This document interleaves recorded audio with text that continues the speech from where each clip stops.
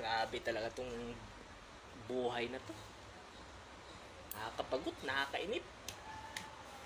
Walang magawa. Tutulog, babangon. Wala pa rin magawa. Kung sana dapat bigyan ko yun si paring Botchok. Inom kami. Sinusulo ko lang kasi. May pagkadamot din kasi ako eh. Yun tuloy. Inip ako ngayon. Baka nagpag-inuman yun. Wala ngayon eh. Pinagdadamutan naman siguro ako nun. Bagay nga, damot din kasi ako eh. Ay, nga pala. May bagong border nga pala dito na ubod na yabang. Sino kaya yun? Taga saan kaya yun? Mukhang galanti ah. Mukhang may kaya sa buhay ah. Pag-aaralan ko yun. Kung anong sistema nun at kung ano ang trabaho nun. Baka mamaya iba ang trabaho nun. Hindi mapagkatiwalaan yun. Mukhang dugyot naman eh. Makaporma lang. Alam mo eh. Kung sino, alam mo yung mayaman. Tatanong ko kay Boy Botchok mamaya, paring Botchok. Kung ano pagkatao talaga nun. Tatanong ko talaga yung mundo.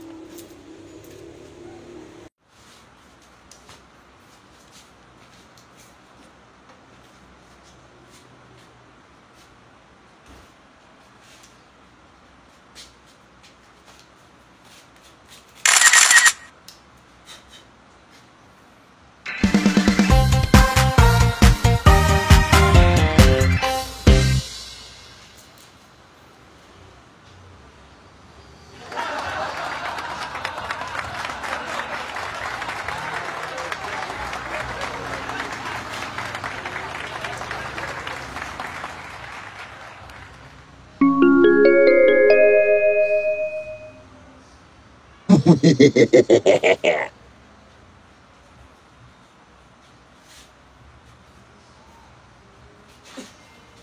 pre, kung pala yung bagong borders dito.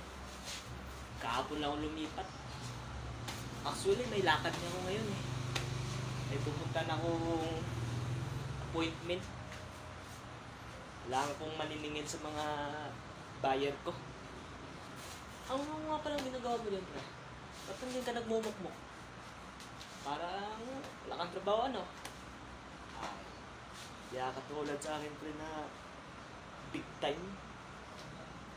Mapira. Kung sa mapira, mayaman pa. Dami kong ari-arian. Kasi yung mukhang yun. Saka parang mukhang tuko.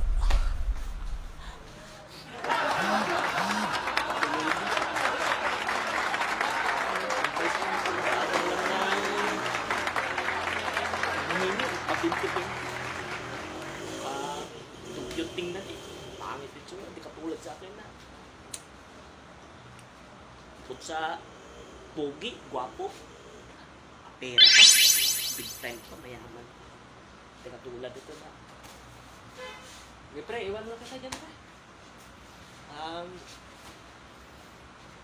Sige, dyan ka na. Oy pre. Iyabang nito ah. Makapagsabi na mukhang tuko daw ako. Parang siya mukhang alimasag eh. Paporma-porma pag naglalakad. Parang alimango.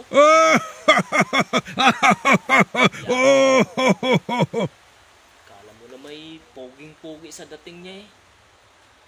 Mukha daw akong tuko. Siya nga mukhang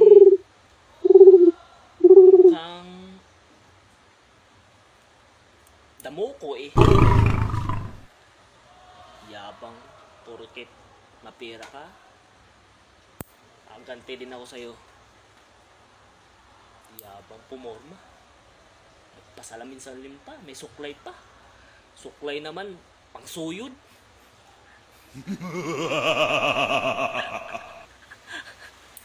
Suklay yung pang suyod. Panot naman. kanya si Boy Palo. Alam mo, kaya ba? Appointment pa. Bayar na siya asikasuhin. Baka bayar ng junk shop. Det var helt forferdelig. Yabang talaga tong ka-board meet na to eh. Hindi ko kasi makita yun si paring Botchok eh. Pag nakita ko yung ikikwento ko yung sinasabi niya. Baka ito na yun si paring Botchok. Tare.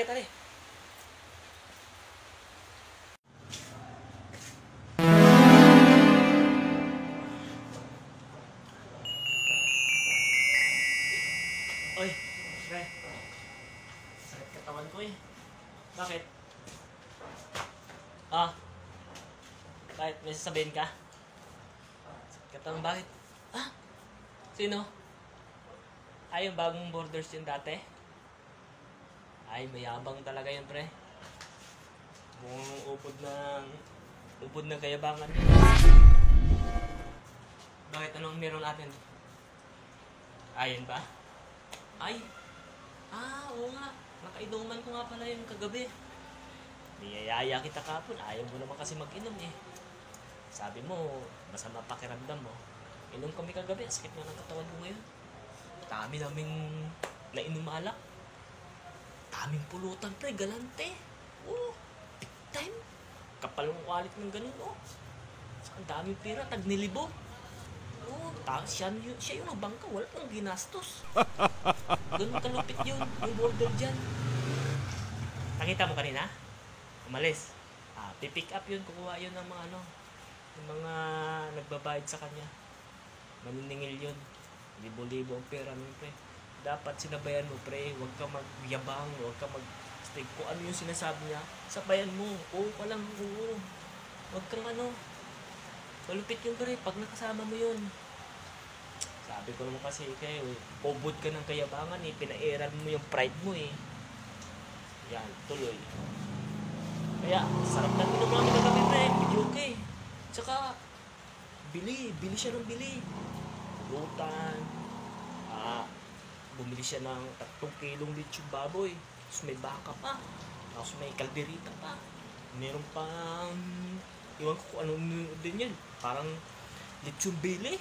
Bumili ng 10 kahong lilos ka.